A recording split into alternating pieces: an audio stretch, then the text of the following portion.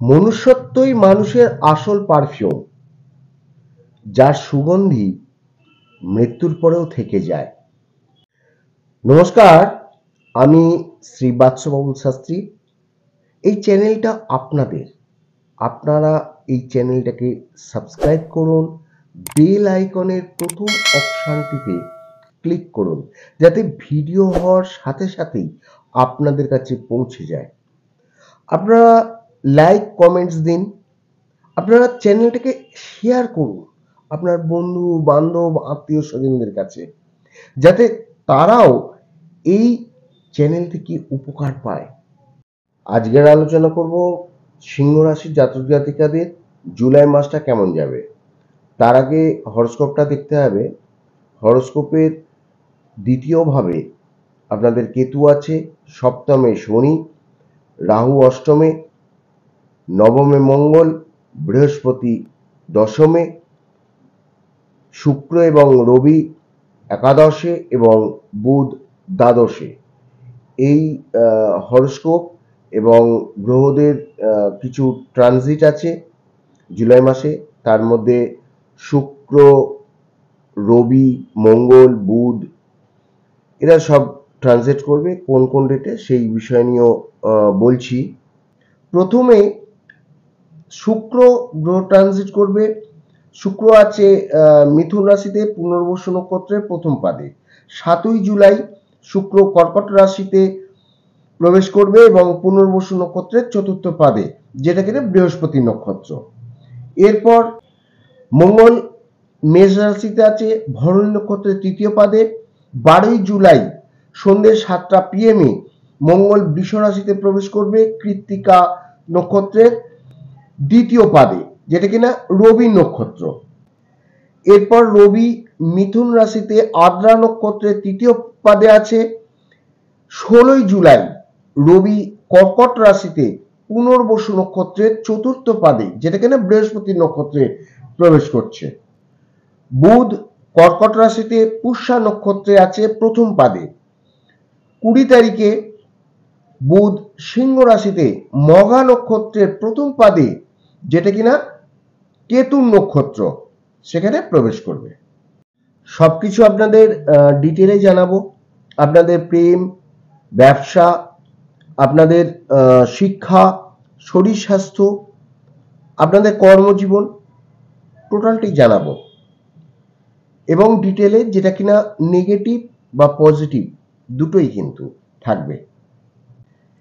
যেমন যেমন পাওয়া যাবে তেমন তেমন জানাবো। এছাড়া লাস্টে আপনাদের কিছু উপায় বলবো, যে জুলাই মাসে আপনারা এই উপায়গুলো করলে নিশ্চয়ই ভালো যাবে আপনাদের এই জুলাই মাসটা। আপনারা কমেন্টস করবেন এমন যে যেখানে কমেন্টসের উত্তর আপনারা পাবেন। এছাড়া আপনারা হোয়াটসঅ্যাপ করবেন, অযথা ফোন করবেন না, কারণ সবসময় ফোন ধরা বা কথা বলার মতন সময় পাওয়া যায় না। তো সেই জন্য আপনারা ফোন করে মন খারাপ করতে পারেন। তো আপনারা হোয়াটসঅ্যাপ করবেন, হোয়াটসঅ্যাপ করলে আমি যথাযথ উত্তর সেখানে দেব। হরস্কোপের 5 নম্বর যেখানে রয়েছে, এটা হলো সিংহ রাশির ঘর। আর সিংহ রাশি অধিপতি হলেন রবি। রবি আছেন একাদশ স্থানে, সাথে আছেন শুক্র। আপনাদের শরীর স্বাস্থ্য সম্বন্ধে বলতে গেলে এই 16 তারিখের মধ্যে, 16 তারিখে রবি চেঞ্জ হচ্ছে, তার রাশি পরিবর্তন করে দ্বাদশ স্থানে যাচ্ছে এবং সেখানে বুধের সাথে থাকবে। বুধাদিত্য যোগ তৈরি হবে অল্প কিছুদিনের জন্য। আর আদ্রা নক্ষত্রে এখন বর্তমানে আছে, যেটা রাহু নক্ষত্র। পরবর্তীকালে পুনর্বসু নক্ষত্রে যাবে, সেটা বৃহস্পতি নক্ষত্র। তো বর্তমানে আপনাদের রবি যেহেতু একাদশ স্থানে আছে, আপনাদের শরীরের ইমিউনিটি সিস্টেম ভীষণ ভালো থাকবে। যখন দ্বাদশ স্থানে যাবে তখন কিন্তু আপনাদের শরীর স্বাস্থ্য খারাপ হওয়ার সম্ভাবনা আছে। সেটা কবে না, 16 জুলাই। আর দ্বাদশ স্থান হলো হসপিটালের ঘর। তো আপনারা শরীর স্বাস্থ্যের প্রতি খেয়াল রাখবেন। আপনি রাগমুক্ত থাকুন, সুস্বাস্থ্য উপভোগ করুন এবং আপনার মাতৃকুল তাদের সঙ্গে আপনার সম্বন্ধ বজায় রাখার চেষ্টা করুন এবং আপনি যে সময়টা যাচ্ছে সেই সময়টার পরিস্থিতির সুযোগ উপভোগ করার চেষ্টা করুন। আপনার মিত্রগণ হতে আপনি নানা রকম প্রত্যক্ষ ও পরোক্ষভাবে উপকার পাবেন এবং সুযোগ সুবিধাও লাভ করবেন। আপনি আহ, অতিরিক্ত দায়িত্বপূর্ণ পদে অভিষিক্ত হবার একটা সম্ভাবনা আছে। আপনার উপার্জন বৃদ্ধি হওয়ার সম্ভাবনা দেখা যাচ্ছে। শিক্ষা দিকে দেখতে গেলে আপনাদের পঞ্চম ভাব থেকে দেখতে হয় এবং বৃহস্পতির ঘর ওটা, যেখানে 9 লেখা রয়েছে এবং বৃহস্পতি আছে আপনার কর্মভাবে, দশম ঘরে, শত্রু রাশিতে। শত্রু রাশিকে শুক্র। শুক্র বৃহস্পতিকে শত্রু ভাবে না, কিন্তু বৃহস্পতি শুক্রকে শত্রু ভাবে। তাহলেও শুক্র পঞ্চমে দৃষ্টি দিচ্ছে, রবি পঞ্চমে দৃষ্টি দিচ্ছে। আপনাদের শিক্ষা ভালো যাবে 16 তারিখ পর্যন্ত। তারপরে আপনাদের মনোযোগ খানিকটা বিচ্ছিন্ন হবে। পড়ালেখার বিভিন্ন কারণের জন্য আপনাদের পড়ালেখায় বিঘ্নিত ঘটবে এবং ঠিক আছে, শুক্র আপনার 7 তারিখে বৃহস্পতি নক্ষত্রে প্রবেশ করবে এবং কর্কট রাশিতে চলে যাবে দ্বাদশ ভাবে। ততদিন আপনাদের আরও বেশি করে পড়ালেখার যতটা মনোযোগ আছে বা ছিল, ততটা কিন্তু আপনাদের 16 তারিখের পর হবে না। আপনারা চেষ্টা করবেন যতটা সম্ভব বন্ধুবান্ধবদের সাথে যোগাযোগ করে আপনারা নোটস করে রাখবেন। তারপর আবার যখন গ্রহর পরিবর্তনেতে আপনাদের পড়াশোনার মন বসবে, তখন আপনারা এই নোটসগুলো কাজে লাগবে। দেখুন, শিক্ষাস্থানে কোনো পাপ গ্রহের দৃষ্টি নেই। এছাড়া অন্যান্য দিক থেকে আপনারা যদি কোথাও অ্যাডমিশন নিতে চান বা আপনারা কোথাও পরীক্ষার জন্য অ্যাপ্লাই করতে চান, আপনাদের কিন্তু এই 20 তারিখের মধ্যে খুব ভালো সময়, আপনারা সেটা করে নিতে পারেন। পঞ্চম ভাব থেকে প্রেম দেখা হয়, আর প্রেমের অধিপতি যেটা আছে পঞ্চম ভাবে, তিনি হলেন বৃহস্পতি। বৃহস্পতি আছেন দশম ঘরে এবং শুক্রের ঘর হচ্ছে ওই দশম ঘরটা, এবং শুক্র আছে বৃহস্পতির দ্বিতীয় ভাবে রবির সাথে। আপনাদের প্রেমিক বা প্রেমিকা যে আছেন তার সাথে একটু বোঝার অমিল হবে, কারণ রবি আছে, নিজের একটা জেদ বজায় রাখবে তার প্রেমিক বা প্রেমিকার ওপরেতে। ছোটোখাটো ব্যাপারেতে আপনাদের একটুখানি মিসআন্ডারস্ট্যান্ডিং হয়ে যাবে। আপনারা ফোন কিংবা আপনাদের এখনকার যা আছে, আগেকার দিনে চিঠির ছিল, যে চিঠি আসতে দেরি হচ্ছে কেন, কিংবা কেউ চিঠি নিয়ে লুকিয়ে ফেলতো, এবং এইসব ঘটনাগুলো তখনকার দিনে হতো। এখনো ফোন আসলো, হয়তো দেখা গেল যে কেউ আপনাদের যে আপনাকে বারণ করছে সে ফোনটা রিসিভ করলো, তারপরে সেটাকে অফ করে রাখলো। এই যে এই ধরনের ছোটোখাটো ব্যাপারগুলো নিয়ে একটা মিসআন্ডারস্ট্যান্ডিং হয়ে যাবে। আবার যখন 16 তারিখের পর রবি প্রবেশ করবে দ্বাদশ ভাবে, এর ফলে কি হবে, আপনাদের যে মিসআন্ডারস্ট্যান্ডিংগুলো ছিল, আপনাদের মনে করার যে একটা প্রবণতা বৃদ্ধি পেয়ে যাবে। আপনারা যে ভুলগুলো করেছেন সেই ভুলগুলো কিন্তু আপনারা শুধরে নেবেন এবং তখন ভাববেন যে কেন এটা করলাম, কি কারণে করলাম। তো এগুলো কিন্তু ঘটবে। এইগুলো এই গ্রহ নক্ষত্রের যে চেঞ্জ আপ আছে, এই চেঞ্জ আপের জন্য এইগুলো ঘটতে থাকে। আপনাদের কোনো দোষ হয় না, কিন্তু আপনারা দোষ করে নিজেদের ওপর নিয়ে নেন। এরকম একটা আহ, তৈরি হয় এই গ্রহ নক্ষত্রের চেঞ্জাবেতে। দেখুন, রবি তো আছে আদ্রা নক্ষত্রে, আদ্রা নক্ষত্র রাহু নক্ষত্র। রবি এবং রাহু যখন এক হয় তখন একটা গ্রহণযোগ হয়। আবার রাহু যে কোনো জিনিসকে একটু বৃদ্ধি করিয়ে দেয়, একটু খারাপ পজিশন নিয়ে আসার চেষ্টা করে। আবার আছে রবির সাথে। তো এই ঘটনাগুলো, এই রাহু, রবি, শুক্র, যেমন শুক্র আছে পুনর্বসু বৃহস্পতি নক্ষত্রে, তো বৃহস্পতি আছে আবার আহ, শুক্রের ঘরে। তো এই যে একে অপরের একটা শত্রুতা বা যেগুলো হচ্ছে সেগুলো কিন্তু এই প্রেমের মধ্যেও একটা ইফেক্ট দেবে। দাম্পত্য জীবন কেমন যাবে? শনি আছে আপনার সপ্তম স্থানে, আর এই দাম্পত্য জীবনের উপর কিন্তু এফেক্ট পড়বে, কেননা আপনার 30 তারিখে শনি বক্রি হচ্ছে। একটা ভিডিও করা আছে, আপনারা আহ, ওটা দেখে নিন এবং শুনে নিন। সিংহ রাশির কিন্তু এফেক্ট পড়বে।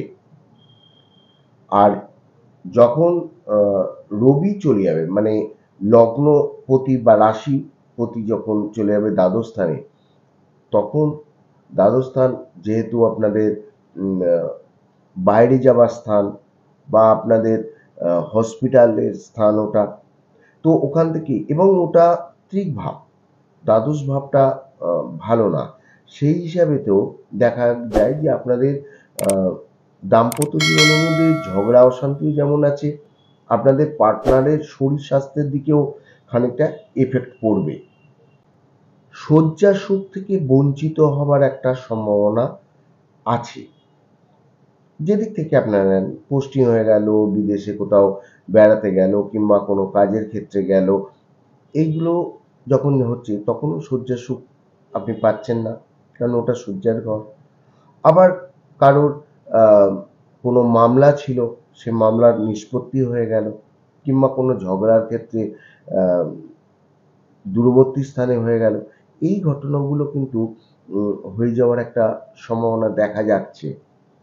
তো এদিকে শনির বক্রতা এফেক্ট পড়ছে, অন্যদিকে রবি, শুক্র, শুক্র হলো প্রেমের কারক, প্রেমের গ্রহ। তো তারা আবার যাচ্ছে দ্বাদশ স্থানে কর্কট রাশিতে, চন্দ্রের রাশি ওটা, মানে চন্দ্রের ঘর। আর চন্দ্র হচ্ছে মনের কারক। তো এইগুলো সব একসাথে যখন জোড়া হয় তখন দেখা যায় যে মনের উপরে একটা এফেক্ট পড়ে যায়। শনি নিজের ঘরে আছে এবং ষষ্ঠ মহাযোগ তৈরি করে রেখে দিয়েছে, তাহলেও নিজের ঘরকে সে খারাপ করবে না। যতটা আপনার দিক থেকে স্যাটিসফাই, কিংবা যতটা আপনি বুঝে চালাবার আপনার পার্টনারের সাথে চলার মতন করবেন, শনি ততটা আপনাকে ভালো ফল দেবে। কর্ম কেমন যাবে? এই শনি আছে সপ্তম ভাবে, এবং কর্মের স্থান যেটা দশম ঘর, সেখানে বৃহস্পতি আছে শুক্রের ঘরে। ব্যবসার ক্ষেত্রেও, কর্মের ক্ষেত্রেও আপনাদের মোটামুটি ঠিকই যাবে। তবুও দেখা যাচ্ছে যে আপনাদের জীবনের কিছুটা সমস্যায় আপনারা জর্জরিত হচ্ছেন বা আগেও হবেন। শনির বক্রতা রয়েছে নভেম্বর পর্যন্ত। নতুন ব্যবসায়িক সম্পর্ক স্থাপনের ক্ষেত্রে আপনারা যে জয়েন্ট ব্যবসা করছেন, আপনার যে পার্টনার আছে, অংশীদারি পার্টনার, তাদের ক্ষেত্রে এই ব্যবসা কিন্তু ভালো যাবে। এবং যদি আপনি ব্যক্তিগত কোনো সংস্থা খোলেন বা কোনো অফিসের কাজ করেন, তবে আপনাকে নিজের জায়গা ছেড়ে দেওয়ার জন্য আপনাকে কিন্তু আহ, চাপ দেবে। আপনি কোথাও দোকানঘর খুলেছেন, সেখানে আপনি সময় মতন যাচ্ছেন, ব্যবসা করছেন, কিংবা অফিস টাইপের আপনারা ব্যবসা করছেন, কোনো ক্ষেত্রে চাहे প্রশাসনের দিক থেকে হোক, চাहे আপনার বিভিন্ন দিক থেকে হোক, আপনাকে হয়তো জায়গা ছেড়ে দেওয়ার জন্য প্রেশারাইজড করবে। আপনাকে ওখান থেকে উঠে না যাওয়া পর্যন্ত বিভিন্ন ধরনের মানসিক বা অন্যান্য দিক থেকে আপনাকে যন্ত্রণা দেবে। তবে আপনার যদি ঠিক মতন ঠিক জায়গায় ব্যবহার ঠিক থাকে, বা আপনি যদি আগে থাকতেও কিছু প্ল্যানিং করে ফেলছেন, এরকম কিছু যদি হয়, তবে কিন্তু আপনি আরো কোনো জায়গায় নতুন ব্যবসা বা অফিস খোলার জন্য সুযোগ পেতে পারবেন, এবং আ যার ফলে আপনার যে এই প্রবলেমগুলো আসছে, সেই অসুবিধায় আপনি আর পড়বেন না। অতিরিক্ত টেনশন নেবেন না। আপনার আ স্বাস্থ্য কিন্তু হানি হওয়ার চলছে। কল্পনার জগৎ থেকে বাইরে বেরোন। আপনার যদি স্পিডে কাজ করার ইচ্ছা থাকে, যে আপনি আজকের এইটা করে দেবো, কাল ওটা করবো, পরশু ওটা করবো, এইভাবে যদি আপনি স্পিডে দৌড়াবার চেষ্টা করেন, তবে আপনার কিন্তু প্রবলেম আসবে। আর যদি আপনি মনে করেন যে না, আমি প্ল্যানিং করে ঠিক মতন করে ধীরভাবে আস্তে আস্তে কাজ করব, তবে আপনার সমস্যা কিন্তু কেটে যাবে 100%। আপনার সামনে যে সমস্যা সংকুল সময় আসছে, এবং বিভিন্ন দিক থেকে আপনি বহু রকম সমস্যায় জর্জরিত হচ্ছেন, আপনি আপনার আহ, স্বামী বা স্ত্রী যেই হোক না কেন, তার স্বাস্থ্য সম্বন্ধে যেমন আপনার একটা টেনশন থাকছে, এবং তিনি সম্পূর্ণ সেরে না ওঠা পর্যন্ত আপনি বিভিন্ন অসুবিধাজনকভাবে চলছেন। আপনার কর্মস্থানের পরিবেশ বেশ হতাশা হচ্ছে, আপনার আর্থিক অনটন আসছে, সরকারি কর্তৃপক্ষ থেকে আপনি যে কোনো আহ, বিবাদ হোক, চাहे আপনার বিভিন্ন প্রবলেম হোক, সেইগুলো আপনার আসছে, এবং আপনি ওইগুলোকে এড়িয়ে চলুন। আপনার অষ্টমে রাহু বসে আছে। অষ্টমে রাহু বিভিন্ন ধরনের সমস্যা, চাই গাড়ির দিক থেকে অ্যাক্সিডেন্ট হয়ে যাওয়ার সমস্যা আসে, চোট অধিক না হলেও এমন জায়গায় চোট লাগে যা সাধারণত সহজে সেগুলো সারে না। রাহুর ক্ষেত্রে সমস্যা বৃদ্ধি করে। আপনার মন মানসিকতাকে বিভিন্নভাবে চেঞ্জ আপ করে দেবে। কখন আপনি এখানে একটা ভাববেন, আবার পরবর্তীকালে অন্য জায়গায় গেলে আবার আর একটা ভাববেন। এই ধরনের যে ভাবনাগুলো, এবং আপনার যে কল্পনার ভাবনাগুলো, সেগুলোকে বৃদ্ধি করে দেয়। ভাগ্য কেমন যাবে? ভাগ্যপতি হলেন মঙ্গল। মঙ্গল আছে আপনার নবম ভাবে, এবং নিজের স্বরাশিতে রাজযোগ সৃষ্টি করছে, ত্রিকোণ অধিপতি, এবং ত্রিকোণেই আছেন নিজের ঘরে। 12 জুলাই সন্ধ্যে 7টার সময় তারপর চলে যাচ্ছে মঙ্গল দশম ভাবে, যেখানে বৃহস্পতি আছে, শুক্রের ঘর। আপনাদের এই সময়টাতে বেশ ভালো যাবে, কিন্তু আপনি এত অতিরিক্ত ব্যস্ত হয়ে উঠবেন যে আপনার শরীর স্বাস্থ্য কিন্তু খারাপ যাওয়ার সম্ভাবনা এসে যাবে। আপনার বাবার শরীর কিন্তু আহ, খারাপ হওয়ার সম্ভাবনা দেখা যাচ্ছে। আপনাকে দূরবর্তী স্থানে যেতে হবে, চাই ব্যবসার ক্ষেত্রে হোক, চাই কোনো মিটিংয়ের ক্ষেত্রে হোক, বা আপনাদের যদি বিদেশের প্রোগ্রাম থাকে, আপনি সেখানে যেতে পারেন।